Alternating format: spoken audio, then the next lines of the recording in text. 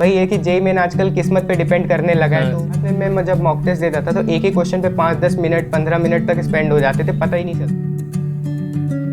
Result देखा तो मतलब बेसिकली क्या सोचा कि ड्रॉप लेना है डायरेक्ट, या फिर कुछ और क्या प्लानिंग क्या आगे सोची आपने? हाँ, तो रिज़ल्ट देखने के बाद तो नहीं, लेकिन उसके बाद जब काउंसलिंग प्रोसीड कर गई थी 1-2 महीने बाद उसके, तो अच्छा। उस टाइम काउंसलिंग ख़त्म होते होते मतलब नवंबर का सेकेंड हाफ आ गया था।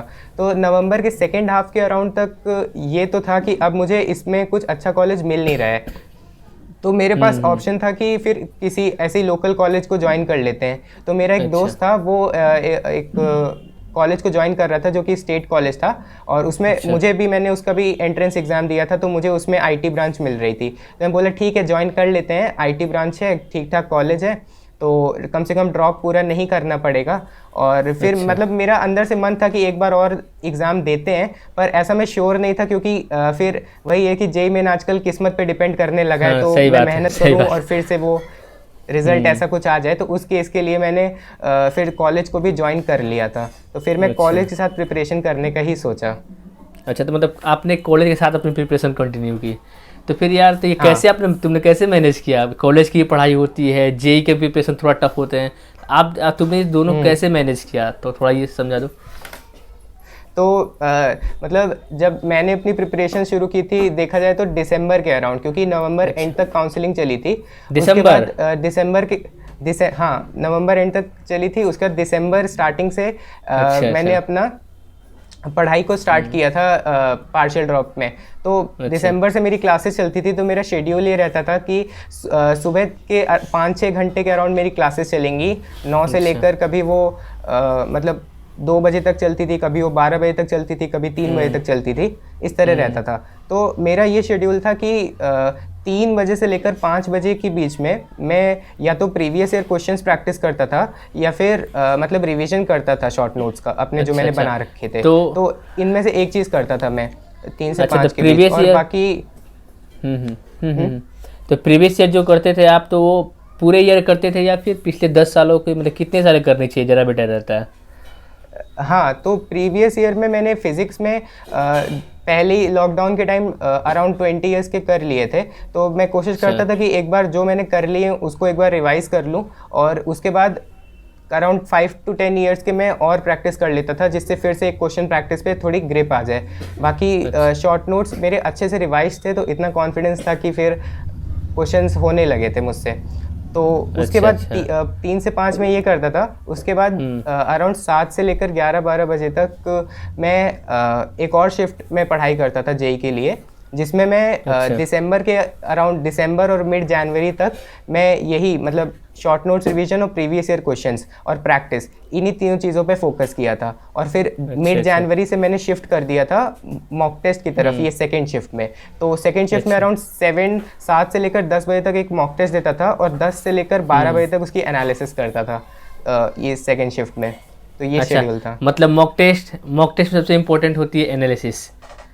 तो आपने हाँ, एनालिसिस की कोई अलग और से कॉपी बना रखी थी? मतलब एनालिसिस कैसे करना चाहिए नहीं, स्टूडेंट को?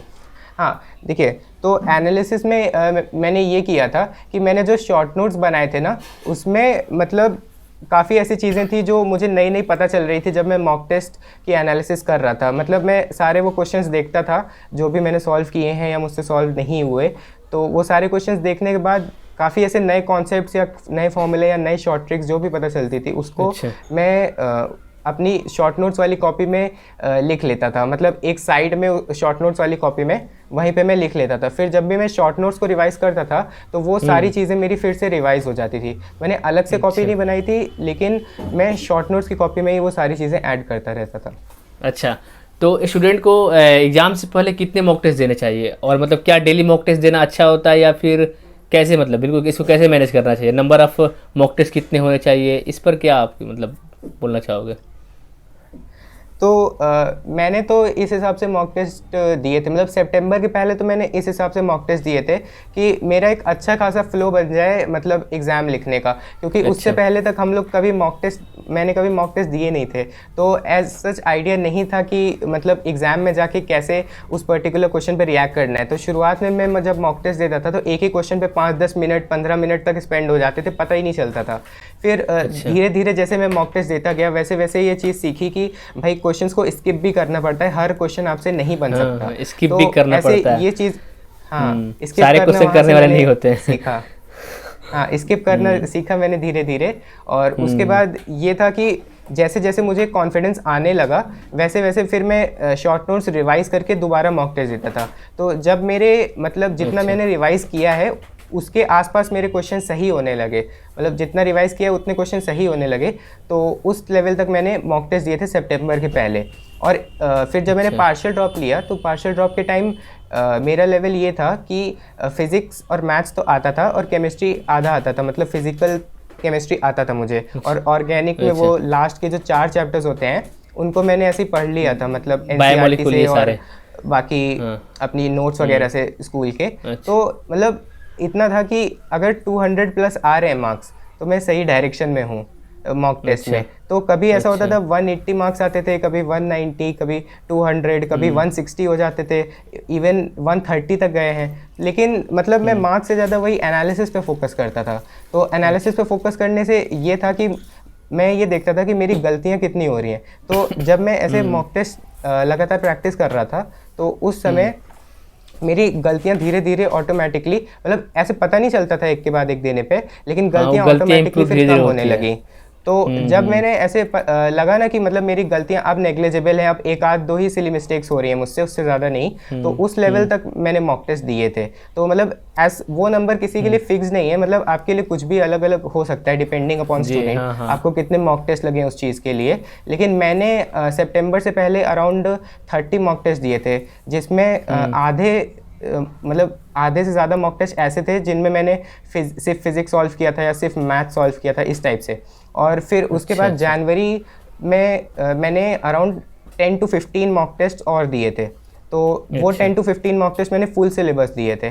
तो उसमें मेरे वही मैंने जैसे बताया कि 160 से लेकर 200 के बीच में मार्क्स आ जाते थे। तो मैंने बस वही फोकस रखा था कि गलतियाँ जितनी कम हो सके उस लेवल तक मॉक टेस्ट देना है। तो अराउंड में एग्ज़ाम के पहले, जो फरवरी में एग्ज़ाम था मेरा, तो एग्ज़ाम के पहले मैं ऑलमोस्ट हर दिन एक मॉक टेस्ट दे रहा था, और वो लास्ट ईयर के सितंबर वाले पेपर्स के मैं मॉक टेस्ट देता था। मतलब जितने भी पेपर हुए थे आपके जितने पेपर जेईई मेंस के हुए थे आप उसको मॉक टेस्ट की तरह दे सकते हो। तो क्या तुमने एनटीए अभ्यास भी किया था? क्या एनटीए अभ्यास करने चाहिए बच्चे मैं सोचा था कि मैं, हाँ मतलब कर सकते हो आप, उसमें भी अच्छे पेपर्स हैं, पर मैं सोचा था कि सबसे पहले सितंबर वाले पेपर्स ख़त्म करते हैं, क्योंकि लास्ट ईयर जो पेपर आ रखे हैं ना वो सबसे रेलिवेंट पेपर हैं आपके एग्ज़ाम के लिए। उसमें पूरा वही पैटर्न आने वाला है जो आपके एक्चुअल एग्ज़ाम में आएगा। तो मैंने भी जब जेईई की तैयारी कर रहा था, खत्म करते हैं। हाँ बिल्कुल। जब मैं भी जेईई की तैयारी कर रहा था तो मैं पूरी तरह स्ट्रिक्टली पीवाईक्यू, फिर उसके बाद से मॉडल जो भी मॉक टेस्ट दिया करता था वो भी पीवाईक्यू ही हुआ करते थे, और एनटीए अभ्यास काफ़ी ज़्यादा हेल्पफुल होता है, मतलब आइडिया लग जाता है किस टाइप के क्वेश्चन पूछ रहा है एनटीए। ठीक है, तो पार्शियल ड्रॉपर वाले बच्चों को काफ़ी कम समय होता है, तो कौन कौन से उन्हें स्टडी मटेरियल रिसोर्सेज फॉलो करने चाहिए? बिकॉज टाइम तो काफ़ी कम होता है, कॉलेज भी मैनेज करने हैं प्लस जेईई भी मैनेज करना है, तो उन लोगों को कौन से स्टडी मटेरियल को फॉलो करना चाहिए? हाँ, तो जैसे पार्शियल ड्रॉपर है तो उनके पास मैक्स टू मैक्स 2 या 3 महीना ही होगा प्रिपरेशन के लिए। तो मेरे हिसाब से तो सबसे इम्पॉर्टेंट रिसोर्स जो आपके पास अगर है तो वो है आपके नोट्स जो आपने क्लास के दौरान बनाए हैं। अगर आपने एक बार अपने नोट्स को ही अच्छे से रिवाइज कर लिया और उनके जो आपने नोट्स बनाए हैं उन पे शॉर्ट नोट्स बना लिए, तो वो शॉर्ट नोट्स आपके लिए सबसे अच्छा रिसोर्स हैं कभी भी आपको रिवाइज करना हो उसके लिए। और उसके बाद रिसोर्स में सबसे बढ़िया रिसोर्स होता है प्रीवियस ईयर क्वेश्चंस। अब आप previous year questions chapter wise भी लगा सकते हैं और एज अ मॉक टेस्ट के फॉर्म में भी लगा सकते हैं। जैसे मैंने 2019 तक के जो क्वेश्चंस किए थे प्रीवियस ईयर वो मैंने एज चैप्टर वाइज लगाए थे, और उसके बाद 2020 के पेपर्स को मैंने एज अ मॉक टेस्ट दिया था। तो मेरे वहाँ से 20 के अराउंड मॉक टेस्ट भी हो गए थे प्रीवियस ईयर के, और मैंने उन क्वेश्चंस, उसके पहले क्वेश्चंस को मैंने चैप्टर वाइज भी सॉल्व कर लिया था। तो ये सारी आपकी स्ट्रेटजी थी, काफ़ी अच्छी लगी जानकर। तो अब बात करते हैं आगे की, जैसे कि अब तो आपके एग्ज़ाम आने वाले होंगे, जैसे ही आपकी पार्शियल ड्रॉप लिया तो एग्ज़ाम के टाइम आपकी क्या फीलिंग थी? मतलब इस बार तो कुछ अच्छा होने वाला है बिकॉज आपने काफ़ी मेहनत भी किए थे, तो आपने जब रिजल्ट देखा एग्ज़ाम के बाद तो कैसा फील हुआ? मतलब उस टाइम तो आप कॉलेज में होंगे, तो क्या फीलिंग रही उस टाइम? तो मेरे साथ ऐसा था कि फरवरी 25 को मेरा एग्ज़ाम था, और उसके बाद मैंने 30 फरवरी तक पूरा रिज़ल्ट का वेट किया कि आएगा आएगा अब आएगा। लेकिन फिर 3 मार्च से मेरे कॉलेज वालों ने मतलब वहाँ पे कॉलेज बुला लिया था, तो अच्छा। कॉलेज में मैं फिर हॉस्टल में ज्वाइन कर लिया था, पर फिर भी मैं रिज़ल्ट का ही वेट कर रहा था। तो मतलब ऐसा मन नहीं था कि वहाँ पे मतलब मुझे कंटिन्यू करना है, मेरा था कि क्योंकि अच्छा खासा पेपर चला गया है तो 181 मार्क्स मेरे आ रहे थे, मैंने कैलकुलेट भी कर लिए थे। तो अच्छा, उस हिसाब से 180। मैंने ये सोचा था कि बस मेरी 98.5 को क्रॉस कर जाएगी तो मैं कॉलेज छोड़ दूंगा, ठीक है। पर मैंने ऐसे कुछ होप्स नहीं रखे थे कि मेरा कर ही जाएगी, क्योंकि आप जानते हैं कि मतलब 220 230 मार्क्स तक भी चली गई है 99 परसेंटाइल, तो मेरी 98.5 बने इस मार्क्स में वो ज़रूरी नहीं था। तो मैंने ऐसे कुछ होप्स नहीं रखे थे कि जो होगा देखा जाएगा, पर ये भी मैंने डिसाइडेड था कि अगर 98.5 आती है तो उसके बाद मैं कॉलेज छोड़ दूंगा, और अगर उससे कम आती है मेरी तो फिर मैं जेई छोड़ दूंगा। मतलब मैं दोनों को कंटिन्यू करने के प्लान में बिल्कुल नहीं था अगले अटेम्प्ट्स के लिए। मैं बस फर्स्ट अटेम्प्ट को फोकस करके अपनी पूरी प्रिपरेशन किया था। तो जब रिजल्ट आया मेरी 98.9 परसेंटाइल बन गई थी, तो उसके बाद उस समय तो मतलब बहुत अच्छा लगा था, क्योंकि मैं उस समय हॉस्टल में ही था, सारे दोस्त वोस्त भी बहुत खुश हुए थे वहाँ पे जो थे। और फिर उसके बाद मैंने वहीं से कॉलेज को छोड़ दिया, मतलब तुरंत में फिर 2 दिन के अंदर ऐसे घर वापस आ गया था वहीं से।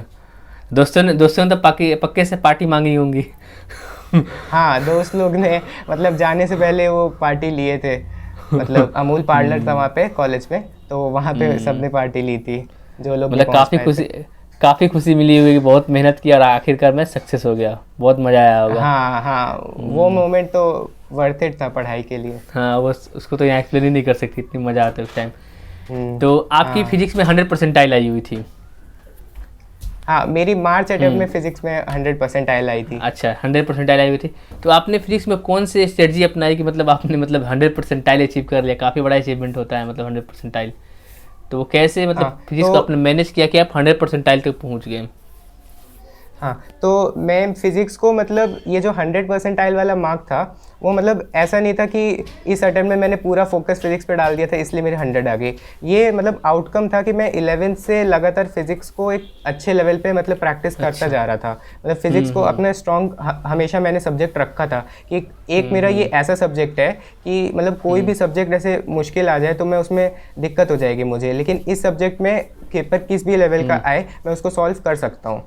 तो इसलिए मैंने इस सब्जेक्ट को अपना पूरा फोकस रखा था कि मैं इस सब्जेक्ट को मतलब अच्छा करना है मुझे। तो जैसे सितंबर में मेरे अराउंड 88 मार्क्स थे फिज़िक्स में, और फरवरी अटेम्प्ट में मेरे 92 मार्क्स थे फिज़िक्स में। तो मतलब यही था कि लगातार फिज़िक्स में अच्छे मार्क्स आ रहे थे, तो बस वो एक ऐसी शिफ्ट थी जिसमें हल्का सा इजी पेपर था, या कहें थोड़ी किस्मत साथ दे गई कि जो क्वेश्चंस मतलब किए मैंने वो सही हो गए और फिर 100 परसेंटाइल ऐसे आ गई।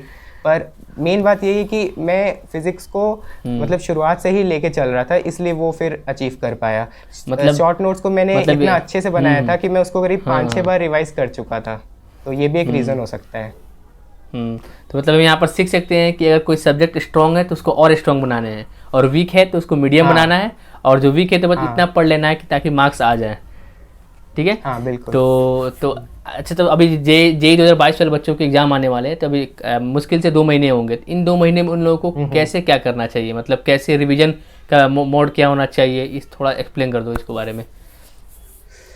तो देखिए, सबसे पहले जैसे मैंने बताया कि आपके रिवीजन का जो मेन मतलब सोर्स है वो आपके नोट्स ही होने चाहिए। मतलब मेरी तो यही स्ट्रैटेजी हमेशा काम करती थी कि अपने नोट्स से उसको एक बार अच्छे से रिवाइज कर लिया, उससे मैंने अपने शॉर्ट नोट्स को बना लिए।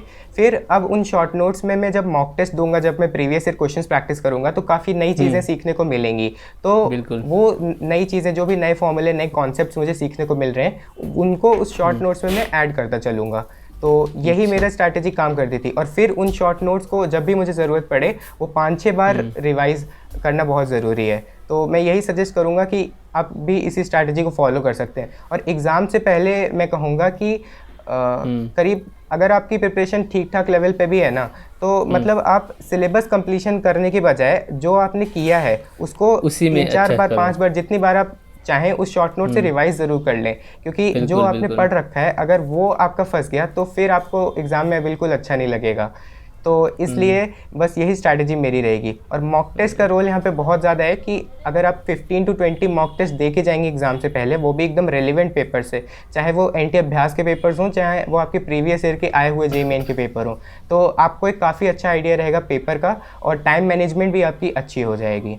अच्छा अच्छा, बिल्कुल। यही तो सजेशन मान लीजिए किसी स्टूडेंट के कोई सब्जेक्ट की वीक है, तो आप अपना एक्सपीरियंस इसमें कैसे ऐड कर सकते हो कि मतलब?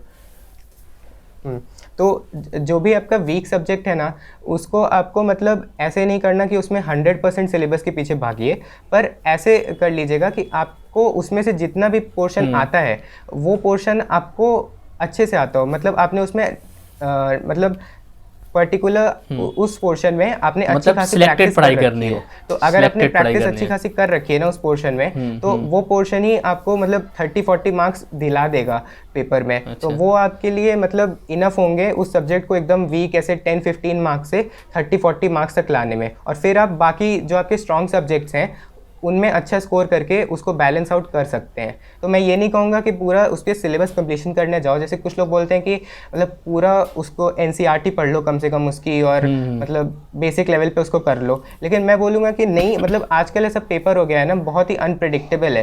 तो ज़रूरी नहीं है कि आपने जो मतलब इतना अपना एनसीईआरटी पढ़ के ऐसा टाइम वेस्ट किया, उससे पेपर आएगा ही आएगा, मतलब उससे क्वेश्चन आएगा ही। तो ऐसा कुछ ज़रूरी नहीं है। आपने जो भी सब्जेक्ट पढ़ा है उसका उतना ही वेटेज है जितना बाकी चैप्टर्स का है, तो उसको आप अच्छे लेवल पे प्रैक्टिस कर लें जिससे उसका क्वेश्चन आपसे हो जाए। मैं तो यही स्ट्रैटेजी फॉलो करता था। और मेरे भी केस में यही था। मेरे भी थोड़ा मैथ उतनी स्ट्रांग नहीं थी। मेरे केमिस्ट्री में 99+ परसेंटाइल आए हुए थे और फिजिक्स में मेरी अच्छी थी। तो मैंने भी मैथमेटिक्स में बस कुछ सिलेक्टेड टॉपिक ही कर रखे थे जिससे बस मेरे को मार्क्स गिने थे। फॉर एग्जाम्पल वेक्टर 3D, जहाँ क्वेश्चन ज़्यादा आते हैं, कैलकुलस हो गए, इन टॉपिक पर मैं ज़्यादा फोकस कर लिया था। ठीक है, मतलब बस इतना पढ़ लिया था कि मेरे बस काम चल जाए इस टाइप। बस ऐसे ही था मेरे साथ भी। तो आपने आगे जे एडवांस एग्जाम दिया कि नहीं दिया, जे एडवांस का?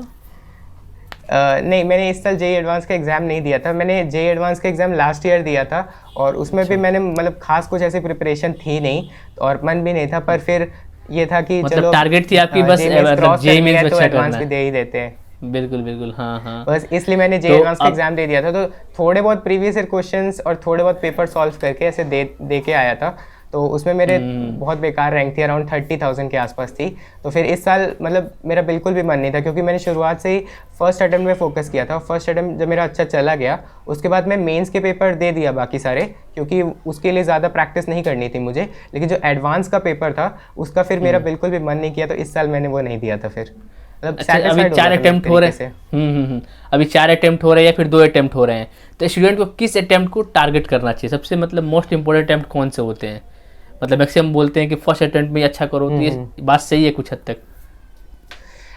देखिए, मतलब मैं बोलूँगा कि अगर आपकी बिल्कुल ज़ीरो लेवल प्रिपरेशन है तो फिर तो आप फर्स्ट अटेम्प्ट को टारगेट मत करिए। कि मतलब आपकी ऐसा है कि आपने बोर्ड के अलावा कुछ कभी पढ़ा ही नहीं है, तो फिर ठीक है, टेक योर टाइम। जो भी आपको सब्जेक्ट मतलब आपको पसंद है, जो भी चैप्टर पसंद है, उसको एक डिसेंट लेवल पे करने जाइए और उस हिसाब से फोकस करिए। ऐसे अभी आपने मान लीजिए आउट ऑफ 90 चैप्टर्स 10-15 चैप्टर ही कर रखे हैं, तो फिर आप ऐसे रिवीजन करेंगे और उसको देख के एग्ज़ाम में जाना चाहेंगे तो कुछ नहीं होने वाला। तो एक मतलब अराउंड 30-35 चैप्टर्स अगर आपके मिनिमम कंप्लीटेड हैं, तो आप फोकस करिए कि आप उस चैप्टर को अच्छे से ऐसे रिवाइज करके एग्ज़ाम में जाएं और अपने फर्स्ट अटेम्प्ट में ही फोकस करें। भले ही वो आपके 30-35 चैप्टर्स ही अच्छे से तैयार हों, लेकिन उतने परसेंटेज ऑफ मार्क्स आप गेन करने की उन चैप्टर से कोशिश करें, जिससे उन चैप्टर के क्वेश्चंस आपके गलत ना हो। क्योंकि होता यही है कि कोई भी आपका किसी भी ईयर का पेपर हो, जो भी आपका फर्स्ट सेशन रहता है ना, उसमें आपकी सबसे कम मार्क्स पे ज़्यादा परसेंटाइल बन जाती है एज कम्पेयर टू आगे वाले अटेम्प्ट्स। तो भले ही आपको ऐसा लगे कि आपकी प्रिपरेशन बहुत कम है, आप आगे जाके बहुत ज़्यादा प्रिपेयर कर लेंगे, लेकिन एक्चुअली में जब आप उसको प्रिपेयर करेंगे ना, तो वो काफ़ी टफ पड़ जाता है कि आप मान लीजिए 15 मार्क्स इंक्रीज कर गए, 20 मार्क्स इंक्रीज कर गए, फिर भी आपकी परसेंटाइल डिप जा रही है। तो इससे बचने के लिए अगर आप एक डिसेंट लेवल तक तैयार है, अराउंड 30-35% भी मैं कहूँगा अगर सिलेबस तैयार है, तब भी आप फोकस करिए कि उसको अच्छे से रिवाइज करके फर्स्ट अटेम्प्ट में ही अपना बेस्ट दिया जाए। बिल्कुल, हाँ। तो फाइनल मैसेज उन स्टूडेंट के लिए जो अभी ड्रॉप लेने के लिए सोच रहे हैं या फिर पार्शियल ड्रॉप लेने का सोच रहे हैं? तो मेरी तरफ से फाइनल मैसेज यही रहेगा कि ड्रॉप या पार्शियल ड्रॉप में अगर आपको डिसाइड करना है तो आपको मतलब अपना मतलब मन से पूछना पड़ेगा कि आपको बिल्कुल, मतलब बिल्कुल।